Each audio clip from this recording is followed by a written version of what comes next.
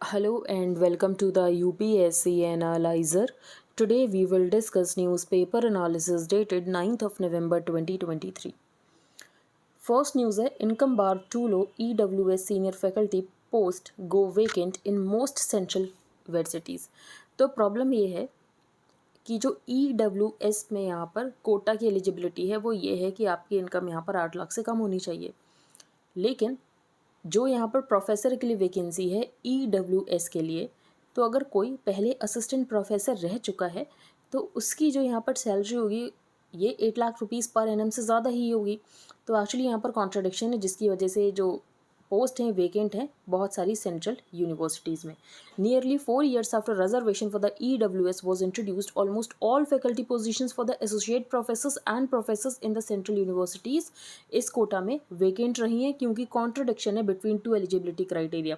तो एक eligibility criteria तो 8 लाख वाला है, दूसरा आप कह रहे हो कि यहाँ पर जो प्रोफेसर होगा पहले उसका यहाँ पर एलिजिबिलिटी ये होनी चाहिए कि वो असिस्टेंट प्रोफेसर कहीं होना चाहिए और उसके पास एक्सपीरियंस होना चाहिए। तो अगर वो असिस्टेंट प्रोफेसर है तो उसकी जो यहाँ पर एनम सैलरी होगी वो यहाँ पर 8 लाख रुपीज़ से ज़्यादा होगी, जिसकी वजह से यहाँ पर कॉन्ट्रडिक्शन है। और सेंट्रल यूनिवर्सिटीज़ ने बहुत सारे एफर्ट्स किए, लेकिन उसके बाद भी ये पोस्ट जो हैं ये वेकेंट है। नेक्स्ट है school winter break advanced in Delhi. तो वही एयर पोल्यूशन का पूरा इशू है। ऐप बेस्ड कैब्स जो कि दूसरे स्टेट से आती हैं उनके ऊपर बैन लगाया जाएगा, ऐसा यहाँ पर दिल्ली गवर्नमेंट का कहना है। Possible answer to farm fires new rice variety can replace Pusa 44। तो कल हमने डिस्कस किया था, सुप्रीम कोर्ट ने कहा था ये जो पंजाब में राइस वैरायटी लगाई जा रही है ये बहुत ज़्यादा रिस्पॉन्सिबल है स्टेबल बढ़ने के लिए, क्योंकि इसका जो मेच्योरिंग पीरियड होता है बहुत ज़्यादा होता है। दो ईल्ड इसमें ज़्यादा होती है लेकिन मेच्योरिटी के लिए भी टाइम ज़्यादा लगता है। तो पूसा 44 को रिप्लेस करने की ज़रूरत है और हो सकता है इसको जल्द ही रिप्लेस किया भी जाए। In its order on Tuesday directing the Punjab, Haryana, UP and Rajasthan governments to ensure that कि बर्निंग ऑफ क्रॉप रेसिड्यू ये रोकना चाहिए। तो supreme court mention a particular kind of paddy जो कि पंजाब में लगाई जा रही है। दो इस पैडी का नाम नहीं बताया गया, लेकिन रेफरेंस यहाँ पर पूसा 44 को ही था। Though the order didn't name the variety, the reference was likely to Pusa 44। And इसको बैन करने की भी बात कही थी जो पंजाब के चीफ मिनिस्टर है उन्होंने। Bread by the new Delhi based Indian agricultural research institute, Pusa 44 एक लॉन्ग ड्यूरेशन वैरायटी है। 155 से 160 दिन लगते हैं मेच्योर होने के लिए। Thus the crop that is transplanted in mid June after nursery sowing a month earlier is ready for harvesting only towards late October. Pusa 44 एक अट्रैक्टिव ऑप्शन है फार्मर्स के लिए, क्योंकि बहुत ज़्यादा ईल्ड देती है, कभी कभी 40 क्विंटल्स एन एकड़ भी ईल्ड आ जाती है। तो it is the standing stable from this variety जो कि जलाया जाता है स्टार्ट ऑफ नवंबर में। बाकी यहाँ पर एक और वैरायटी बनाई जा रही है पूसा 2090 जो कि क्रॉस है बिटवीन पूसा 44 एंड CB 501 का, और इसका जो मेच्योरिटी पीरियड है ये 120 से 125 दिन है। तो हो सकता है कि पूसा 44 को भी रिप्लेस कर दिया जाए बाई पूसा 2090। नेक्स्ट है eye on China, US agency commits funds to Adani's Colombo project. तो कोलंबो ये जो यहाँ पर श्रीलंका में है, तो ये जो यहाँ पर पोर्ट टर्मिनल है इसके डेवलपमेंट के लिए जो अडानी ग्रुप है उसको यहाँ पर US जो है ये 4600 करोड़ का फंड प्रोवाइड करेगा। The US International Development Finance Corporation Wednesday said it has committed $553 million to support the development of the Adani Group's deep water shipping container terminal in the port of Colombo. तो बस ये आप देख सकते हो कि India जो है इस आइलैंड नेशन में अपना इन्फ्लुएंस बनाना चाहता है, जो कि श्रीलंका, चाइना भी बनाना चाहता है। कंपटीशन है, फिर यहाँ पर हमें वॉशिंगटन भी सपोर्ट कर रहा है। तो बस यही न्यूज़ है। ठीक है, अब हम चलते हैं नेक्स्ट पेज पर। बाकी फर्स्ट पेज पर कोई इंपॉर्टेंट न्यूज़ है नहीं। UPSC एनालाइजर मेंटरशिप प्रोग्राम, ये UPSC एनालाइजर IAS का एक इनिशिएटिव है जिसमें आपको करंट अफेयर्स मिलेंगे, आपको प्रीलिम्स स्पेसिफिक सीरीज़ मिलेगी जिसमें हम सारे प्रीलिम्स के टॉपिक्स डिस्कस कर रहे हैं, एंड मेंस स्पेसिफिक सीरीज़ मिलेगी जिसमें मेंस के भी सारे टॉपिक्स डिस्कस कर रहे हैं। तो अगर आपको ज्वाइन करना तो अभी भी देर नहीं हुई, आप ज्वाइन कर सकते हो। यहाँ पर सारी डिटेल्स मेंशन है कि आपको कितना प्राइस पेमेंट करना पड़ेगा, आपको कहाँ पर पेमेंट करना पड़ेगा, एंड आप कहाँ पर अपनी डिटेल्स भेज सकते हो। In 2 weeks Delhi government plans to make it rain artificially. तो आर्टिफिशियल रेन कैसे की जाती है, तो इसके लिए आपको क्लाउड सीडिंग का कॉन्सेप्ट पता होना चाहिए जिसमें सिल्वर आयोडाइड का यूज़ किया जाता है, AgI। तो प्रॉब्लम्स के लिए तो ये क्वेश्चन आ सकता है कि यहाँ पर जो आर्टिफिशियल रेन की जाती है उसके लिए क्या यूज़ किया जाता है, तो सिल्वर आयोडाइड। कैसे यूज़ किया जाता है, कितने मॉइस्चर बेरिंग क्लाउड्स पहले से होने चाहिए, इन सब के लिए आपको पढ़ना पड़ेगा। तो आप इसको डिटेल में पढ़ लेना कि आर्टिफिशियल रेन कैसे कराई जाती है, सिल्वर आयोडाइड का यूज़ कैसे किया जाता है। आगे हम चलते हैं। यहाँ पर तो कोई न्यूज़ है नहीं इंपॉर्टेंट, 5 स्टेट्स में इलेक्शन है उसकी न्यूज़ है। Paddy phase out doubts in Punjab, major producer crores in earnings. तो सुप्रीम कोर्ट ने ये भी कहा था कि जो एमएसपी इतना ज़्यादा पैडी पर दिया जाता है, ये अगर आप किसी और क्रॉप्स के ऊपर दोगे तो यहाँ पर डाइवर्सिफिकेशन ऑफ क्रॉप्स होगा। The supreme court's observation on phasing out paddy from the Punjab may be easier said than done, क्योंकि जो स्टेट है ये पंजाब, ये बहुत ज़्यादा कॉन्ट्रीब्यूशन देता है जो सेंट्रल पूल है उसमें राइस का, and earns a significant amount of revenue, क्योंकि 43,000 करोड़ जो रेवेन्यू गया था वो एक्चुअली पंजाब को ही गया था। तो इतना आसान नहीं है 43,000 आप किसी और क्रॉप के लिए दे दो, मिलेट्स के लिए भी आप इतना ज़्यादा पैसा नहीं दे सकते हो। The state government source mentioned above requesting anonymity said it was unlikely कि जो सेंटर है इतना सारा पैसा देगा पंजाब को for any other crop even for millets. और बाकी इतनी सारी जो आपने मशीन्स लगाई हैं पैडी के लिए, अब उनका क्या होगा। तो when white rice vanished from shelves in the US, Iran and Iraq Ukraine war की वजह से, तो इंडिया ने एक्सपोर्ट्स ऑफ राइस को बैन कर दिया था। तो पंजाब 18 to 20% राइस देता है सेंट्रल पूल को। Everything has to be thought through, ऐसे नी जर्क रिएक्शंस नहीं हो सकते हैं कि पैडी से डाइवर्सिफिकेशन कर दो। Bhangu added that the only solution government needs to relook, कि जो विंडो है उसको रिड्यूस करना, तो पूसा 44 को यहाँ पर रिप्लेस कर सकते हैं पूसा 2090 से, लेकिन डाइवर्सिफिकेशन कर देना, पैडी खत्म कर देना, इतनी जल्दी ये सब पॉसिबल नहीं हो पाएगा। Made an India US ex investors meeting held ahead of 2+2 India US ministerial dialogue. तो डिफेंस के बारे में आप लिख रहे हो तो आप इनोवेशंस फॉर डिफेंस एक्सीलेंस के बारे में लिखोगे ही लिखोगे। तो इनोवेशंस फॉर डिफेंस एक्सीलेंस इन्होंने यहाँ पर मीट ऑर्गेनाइज की थी। पहली मीट हुई यहाँ पर India US ex investors meet Wednesday, जहाँ पर एक्सेप्टेंस ऑफ नेसेसिटी ग्रांट किया गया है इन अराउंड 30 केसेस, जहाँ पर 10 कॉन्ट्रैक्ट्स को साइन भी कर लिया गया है। और पीपल टू पीपल टाइज बढ़ाने की बात की गई है। Cross cutting aspect of defence, security cooperation, technology, value chain collaboration किया जाएगा। इंडस एक्स को लॉन्च किया गया था प्राइम मिनिस्टर मोदी की जब स्टेट विजिट हुई थी यूएस को, कि हमें स्ट्रैटेजिक टेक्नोलॉजी पार्टनरशिप को एक्सपेंड करना है, डिफेंस इंडस्ट्रियल कोऑपरेशन को एक्सपेंड करना है। आपको ये सब कंटेंट कहाँ यूज़ करना है, तो डिफेंस के बारे में आएगा कि डिफेंस इंडिजनाइजेशन में इंडिया क्या क्या स्टेप्स ले रहा है, वहाँ पर आप इसको यूज़ कर सकते हो। एंड इंडिया यूएस टाइज में भी आपको ये यूज़ करना है, ठीक है। अब हम चलते हैं आगे। अनहैप्पी विद चिल्ड्रन, तो जो यूपी गवर्नमेंट है ये एक्चुअली यहाँ पर एक एक्ट है, maintenance and welfare of parents and senior citizens act 2007। तो इसमें चेंज किया जा रहा है कि अगर ये जो सीनियर सिटीजन्स है, अगर ये अपने बच्चों से नाखुश, इनके बच्चे इनको पैसे नहीं दे रहे हैं इनकी लाइवलीहुड के लिए, तो क्या किया जा सकता है, ये अपने बच्चों को बाहर निकाल सकते हैं अपने घर से। Next odd and even of Delhi's air. तो दिल्ली में बहुत ज़्यादा एयर पोल्यूशन है। फिर ऑथर ने बताया 1996 से ही एयर पोल्यूशन बहुत ज़्यादा है। तो उस समय यहाँ पर एक रिपोर्ट पब्लिश की गई थी, Delhi based centre for science and environment ने एक रिपोर्ट पब्लिश की थी। उस रिपोर्ट में ये कहा था कि पोल्यूशन इतना ज़्यादा है तो उसका मेन कल्प्रिट जो है व्हीकल्स हैं। व्हीकल्स यहाँ पर एमिशंस करते हैं जिसकी वजह से पोल्यूशन है। According to CSE almost 2/3 of the cities pollution load क्यों था, व्हीकुलर पोल्यूशन की वजह से। And so it made an argument कि हमें स्ट्रिंजेंट एमिशन स्टैंडर्ड्स को इम्पोज करने की जरूरत है, फ्यूल क्वालिटी को इंप्रूव करने की जरूरत है, पब्लिक ट्रांसपोर्ट में इन्वेस्ट करने की जरूरत है। ये सब कुछ हुआ है, स्ट्रिंजेंट एमिशन स्टैंडर्ड्स आ चुके हैं, फ्यूल क्वालिटी को इंप्रूव किया जा चुका है। BS4 से डायरेक्टली हम BS6 के ऊपर शिफ्ट कर गए हैं। पब्लिक ट्रांसपोर्ट तो दिल्ली मेट्रो सबसे ज़्यादा यहाँ पर अर्बन मास ट्रांसपोर्ट होता है। और मोर जनरली हमें एयर बेटर मॉनिटर करने की ज़रूरत है, तो उसके लिए बहुत सारे यहाँ पर एयर क्वालिटी मॉनिटरिंग स्टेशंस भी लगाए गए हैं। तो ये सब स्टेप्स लिया गया है। Almost 30 years later air quality continues to be poor for most of the year and कुछ टाइम के लिए तो बहुत ज़्यादा सीवियर हो जाती है। Delhi's air attract special attention जब यहाँ पर सर्दियों का टाइम होता है। Worsening air quality here is accompanied by a public frenzy, frustration grow हो रहा है, यहाँ पर कोर्ट्स में मैटर जाता है, गवर्नमेंट एक्ट करना शुरू कर देती। तो पब्लिक अवेयरनेस तो है पोल्यूशन को लेकर। For one the actions that the report argued for have been carried out, progressive emission standards have been impose, जैसे कि BS6 के ऊपर शिफ्ट कर गए। CNG यूज़ किया जाता for public commercial and para transit vehicles. Delhi metro stands out as the most extensive. तो public transport में भी यहाँ पर इन्वेस्टमेंट किया गया है एंड ये पॉपुलर डिस्कशंस को भी डोमिनेट करता है जो एयर पोल्यूशन का इशू है। 2014 में WHO ने एक रिपोर्ट पब्लिश की थी। उस रिपोर्ट में ये कहा था कि जो दिल्ली है ये मोस्ट पोल्यूटेड कैपिटल है। तो इंडियन गवर्नमेंट ने इस रिपोर्ट को रिजेक्ट किया था क्योंकि पहले ये कंसिडर किया जाता था कि जो बीजिंग है ये सबसे ज़्यादा पोल्यूटेड है। फिर कुछ इवेंट्स होते हैं, फॉर एग्जांपल जब बराक ओबामा आते हैं रिपब्लिक डे पर, तो दिल्ली में बहुत ज़्यादा पोल्यूशन होता है। तो ये होता है कि एक्चुअली फिर सारे न्यूज़ में ये चल रहा होता है कि कितना इनका लाइफ स्पैन कम हो गया होगा दिल्ली में 3 दिन रहकर। तो उसके बाद ये एयर पोल्यूशन का मैटर बहुत ज़्यादा ऊपर उठ गया।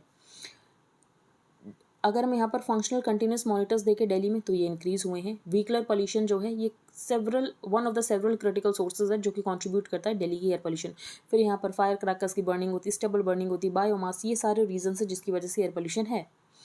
फिर बाकी दिल्ली की जोग्राफी भी ऐसी, हिमालयज़ नॉर्थ में। This is specially true given our unfavourable geographical context with the desert और arid regions to the south and Himalayas to the north. जो दिल्ली यहाँ पर डस्ट स्टॉर्म्स रिसीव करता है, वाइल द माउंटेन्स जो हैं ये पोल्यूटेंट्स को लॉक कर लेते हैं विंटर सीजन में। तो ये सारे यहाँ पर रीजंस हैं, लेकिन अभी इसको लेकर स्टेप्स लिए जा रहे हैं, ये ऑथर ने बताया, जो कि वेलकम है।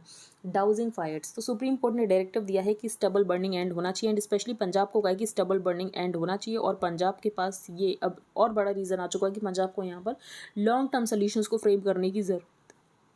On Tuesday The Supreme Court used strong words while asking Delhi's neighboring states Punjab, Haryana, UP and Rajasthan कि आपको immediate action लेना है against stubble burning। The two judge bench particularly बहुत ज़्यादा harsh थी पंजाब के ऊपर, क्योंकि पंजाब में अभी भी बहुत ज़्यादा पोल्यूशन आ रहा है, पंजाब से stubble burning बहुत ज़्यादा होती है। दो यूपी एंड हरियाणा में कम हो गई है क्योंकि वेस्ट टू एनर्जी प्लांट्स बना दिए गए हैं, उनको बेलर्स प्रोवाइड कर दिया गया है, लेकिन पंजाब में कम हुआ है, पर उस रेट से कम नहीं हुआ है जिस रेट से यूपी एंड हरियाणा में कम हुआ है। इसीलिए यहाँ पर पंजाब को थोड़ा रेप्रीमांड किया गया था। The past 2 years data show an appreciable decline in crop residue burning in Haryana and UP।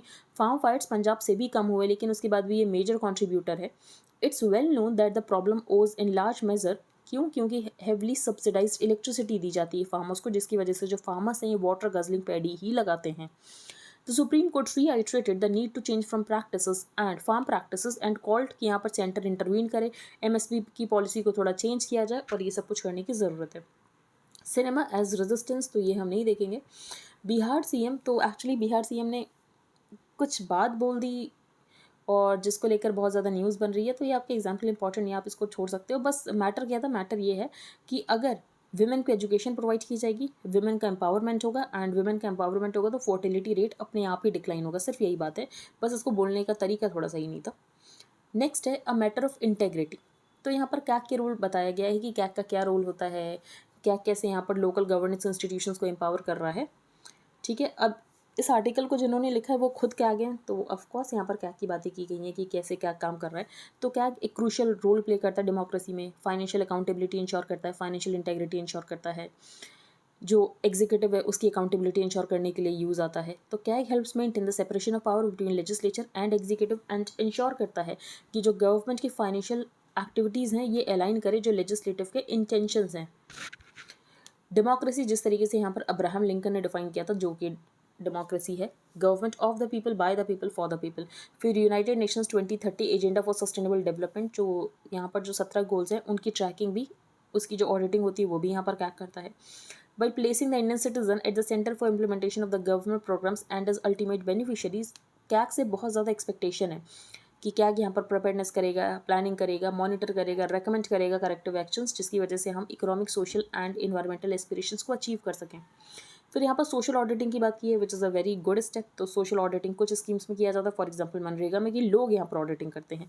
The parliament pass the national rural employment guarantee act, whereby ग्राम सभाओं को रिक्वायर किया गया कि आपको यहाँ पर रेगुलर सोशल ऑडिट्स करनी उन प्रोजेक्ट्स की जो कि किए जा रहे हैं। तो सोशल ऑडिट, फिर यहाँ पर बताया गया है कि जो यहाँ पर लोकल इंस्टीट्यूशंस हैं, जैसे कि Panchayati Raj institutions, urban local bodies, municipalities, इनके पास बहुत अच्छे ऑडिटर्स नहीं हैं। तो इसके लिए यहाँ पर जो कैग है ये क्या कर रहा है, तो responding to the death of competent accountants willing to work in local governments, especially in the lower tiers, तो कैग इनके साथ कोलैबोरेट कर रहा है with the institute of chartered accountants of India, जिसकी वजह से एक अकाउंटेंट्स का पूल क्रिएट किया जा सके जो कि लोकल लेवल के ऊपर अवेलेबल हो and urban and rural local government को हेल्प करे उनकी अकाउंटिंग करने में, उनकी ऑडिटिंग करने में। तो carrying forward this recognition of local self governance as the true manifestation, and ये अपनी ऑडिटिंग कर सकें, तो उसके लिए भी यहाँ पर कैग हेल्प कर रहा है। तो ये सब कुछ यहाँ पर बताया गया है, ये हम नहीं देखेंगे। With 148 universities in QS Asia rankings, तो क्यूएस एशिया रैंकिंग्स में चाइना की पोजीशंस 2 अच्छी हैं, लेकिन इंडिया की यूनिवर्सिटीज़ ज़्यादा हैं, तो यही बताया गया। And Indian institute of technology Bombay ये अपनी टॉप रैंकिंग पर है इंडिया में। Observatories spot red aurora over Ladakh, तो यहाँ पर सबसे पहले एक हेनले की बात की गई है, ये पहला डार्क स्काई रिजर्व है इंडिया का, याद रखना, लद्दाख में। फिर एक मेराक ऑब्जर्वेटरीज लद्दाख में, तो इन्होंने कैप्चर किया है ऑरोरा। ऑरोरा क्या होते हैं, तो एक्चुअली ब्राइट लाइट्स होती हैं स्काई में, ये क्यों ऑब्जर्व की जाती हैं, तो जब सन का जो सन से जो पार्टिकल्स रिजेक्ट होते हैं, जब वो मीट करते हैं, जो मैग्नेटिक फील्ड होती है अराउंड द अर्थ, इंटरेक्ट करते हैं, तो उसके बाद हमें ये ब्राइट लाइट दिखती है जिसको ऑरोरा बोलते हैं। ये दूसरा ऑरोरा यहाँ पर ऑब्जर्व किया गया, इससे पहले अप्रैल में ऑब्जर्व किया गया था। अभी ये इतनी बड़ी न्यूज़ क्यों बन रही है, क्योंकि ऑरोराज मोस्टली पोल्स के अराउंड देखे जाते हैं, लेकिन इंडिया में देखा गया, जिसकी वजह से इतनी ज़्यादा न्यूज़ बन रही है। Electoral bonds and electoral trust, how they are different, तो इलेक्टोरल ट्रस्ट जो स्कीम है ये लॉन्च की गई थी during the UPA government, and electoral bonds 2017 में मोदी गवर्नमेंट ने लॉन्च की है। और दोनों ही यहाँ पर जो पॉलिटिकल पार्टीज़ हैं उनके साथ डोनेशन से डील करते हैं। Before the controversial scheme was introduced in 2018, जो कि इलेक्टोरल बॉन्ड से, इससे पहले इलेक्टोरल ट्रस्ट नाम की एक स्कीम थी जिसको कि इंट्रोड्यूस किया गया था यूपीए गवर्नमेंट के द्वारा। दोनों ही स्कीम्स फैसिलिटेट करती हैं कि पॉलिटिकल पार्टीज़ को डोनेशन दिया जाए by the corporates and individuals, लेकिन जो इलेक्टोरल बॉन्ड है ये डोनर को एनोनिमिटी देता है, लेकिन इलेक्टोरल ट्रस्ट ऐसा नहीं करता है। जो भी यहाँ पर पैसा इलेक्टोरल ट्रस्ट ने जिसको भी प्रोवाइड किया है उनको इन्फॉर्मेशन के साथ देना पड़ेगा कि हाँ इलेक्टोरल ट्रस्ट ने इसको इतना पैसा दिया, इसको उतना पैसा दिया। But while the EB scheme seeks to ensure anonymity for the donor, the electoral trust under the ET scheme were required to submit to the Election Commission of India a report on contributions from individuals and companies and जो भी उनका donation हुआ हर साल। Electoral trust क्या है? तो under the scheme जो कि नोटिफाई की गई थी ऑन जनवरी 2013, एनी कंपनी जो कि registered under section 25 of the companies act ये इलेक्टोरल ट्रस्ट को फॉर्म कर सकती है। And under section 17C of the income tax act कोई भी सिटीजन ऑफ इंडिया या तो कोई भी कंपनी जो कि इंडिया में रजिस्टर्ड है, कोई फर्म या Hindu undivided family association of persons जो कि इंडिया में रह रहा है, ये भी डोनेट कर सकता है किसी इलेक्टोरल ट्रस्ट पे। अब इसमें भी एक प्रॉब्लम है। इसमें प्रॉब्लम ये है जो इलेक्टोरल ट्रस्ट है ये एक्चुअली इंडिपेंडेंट है, ट्रांसपेरेंट है, यहाँ पर इन्फॉर्मेशन मिलेगी। लेकिन बात ये है कि फॉर एग्जांपल यहाँ पर एक इलेक्टोरल ट्रस्ट है उसमें बहुत सारे लोग डोनेट कर रहे हैं एंड उस इलेक्टोरल ट्रस्ट से डोनेशन फिर किसी पर्टिकुलर पार्टी को जा रहा है या 2-3 पार्टीज़ को जा रहा है। तो ऐसे में बताना बहुत मुश्किल है कि कौन से डोनर ने किसको दिया है।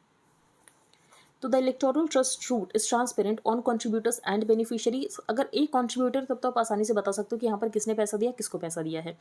बट फॉर इंस्टांस यहाँ पर जनहित इलेक्टोरल ट्रस्ट की बात की कि जिसमें सिर्फ एक ही कंट्रीब्यूशन है 2.5 करोड़ रुपए का फ्रॉम वेदांता, और जो कि पूरा अमाउंट यहाँ पर बीजेपी को गया।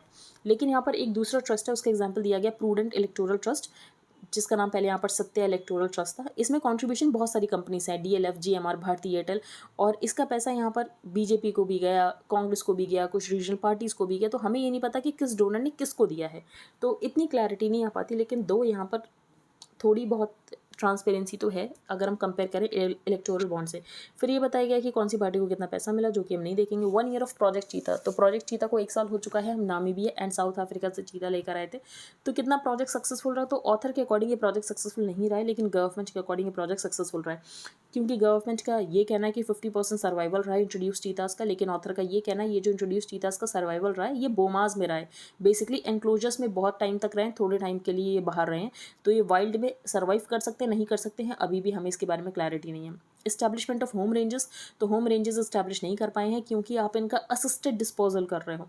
बर्थ ऑफ कब्स इन कूनो, तो 2 कूनों में बर्थ ऑफ कब्स हुआ है, लेकिन एक ही अभी तक कब जिंदा है, बाकी सारे मर गए। And revenue generation for local communities, ये ज़रूर हुआ है, revenue generation for the local communities. Survival, तो test of survival is in the wild not in captivity. And यहाँ पर आपने बहुत टाइम तक ये जो एनिमल है उसको कैप्टिविटी में रखा, बहुत कम समय के लिए बाहर रहा है, तो हम नहीं ये जान सकते क्या ये सर्वाइव कर पाएगा इन द वाइल्ड। फिर नेक्स्ट है होम रेंज, तो होम रेंज इनकी स्टैब्लिश हो नहीं पाई है क्योंकि बहुत टाइम तक ये बोमाज में रहे हैं, एनक्लोजर्स में। रिप्रोडक्शन, तो रिप्रोडक्शन हुआ है, लेकिन प्रॉब्लम ये है कि बहुत सारे कब्स की डेथ हो गई, एक ही कब यहाँ पर जिंदा है।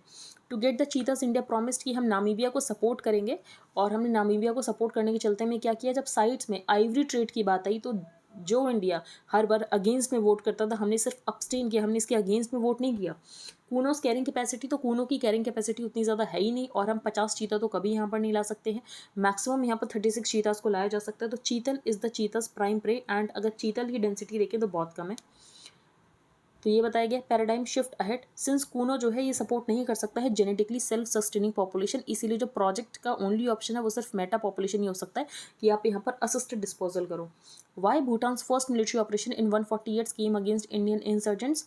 अब इंडियन इंसर्जेंट्स के अगेंस्ट भूटान ने क्यों मिलिट्री ऑपरेशन किया था? बहुत पहले किया था, कोई अभी नहीं किया है। क्योंकि ये जो उल्फा वगैरह हैं, जैसे कि United Liberation Front of Asom, बाकी National Democratic Front of Bodoland, Kamatapur Liberation Organisation, ये एक्चुअली इंडिया में इंसर्जेंसी फैला रहे थे। तो भूटान से इंडियन गवर्नमेंट ने बात की कि ये इंसर्जेंसी फैला रहे हैं और आपके देश में जाकर छिप जाते हैं, जिसकी वजह से भूटान ने मिलिट्री ऑपरेशन किया था। तो इंडिया भूटान टाइज में कभी लिख रहा हो तो लिख देना कि इंडियन इंसर्जेंट से डील करने के लिए भी काम आया था भूटान, और भूटान ने इसके लिए एक ऑपरेशन लॉन्च किया था। ऑपरेशन का नाम था ऑपरेशन ऑल क्लियर। नेक्स्ट है नोटेबल एक्सेप्शन, तो इंडिया की तारीफ़ की गई है, और यहाँ पर इंडिया की क्यों तारीफ़ की है? इंटरनेशनल एनर्जी एजेंसी ने जब वर्ल्ड एनर्जी आउटलुक निकाला तो सबसे पहले ये पता होना चाहिए कि इंटरनेशनल एनर्जी एजेंसी ये एक रिपोर्ट निकालता है वर्ल्ड एनर्जी आउटलुक। अब इसमें इन्होंने ये कहा है कि जो इंडिया का एनर्जी कंजर्वेशन बिल्डिंग कोड है ये बहुत ही कम डेवलपिंग कंट्रीज़ के पास है जिनके पास एनर्जी कंजर्वेशन बिल्डिंग कोड है, कि आपकी बिल्डिंग किस तरीके से बननी चाहिए कि एनर्जी एफिशिएंसी होनी चाहिए और यहाँ पर एनर्जी का कम कंजम्पशन हो, ये कुछ ही कंट्रीज़ में है एंड ये इंडिया के पास भी है। तो India was cited as a notable exception for being among the few emerging market and developing economies जिनके पास एनर्जी एफिशिएंसी बिल्डिंग कोड है। ये IEA ने अपनी वर्ल्ड एनर्जी आउटलुक रिपोर्ट में बताया है। तो करेंटली 23 स्टेट्स ने अपने रूल्स नोटिफाई कर दिए हैं ये बिल्डिंग कोड्स को एनफोर्स करने के लिए, लेकिन अभी कुछ बड़े स्टेट्स ने नहीं किया। For example Maharashtra. Implementation of energy efficiency building codes like ECBC important है क्योंकि बिल्डिंग्स जो है 30% टोटल इलेक्ट्रिसिटी कंजम्पशन करती हैं और इस तरीके से यहाँ पर बिल्डिंग्स बनाने की 25 to 50% यहाँ पर एनर्जी का कम कंजम्पशन हो, जैसे कि यहाँ पर वेंटिलेशन अच्छा होना चाहिए, लाइटिंग सिस्टम अच्छा होना चाहिए, इलेक्ट्रिकल पावर सिस्टम होना चाहिए। तो ये कुछ रिक्वायरमेंट्स है बिल्डिंग को बनाते समय। हो सकता है आपको अगर पेज ज़्यादा लगा हो तो आप कमेंट सेक्शन में बता सकते हैं, I will improve on that. And और भी अगर आपका कोई फीडबैक है तो आप दे सकते हो कमेंट सेक्शन में। If you like the analysis then please like share and subscribe. Thank you and have a nice day.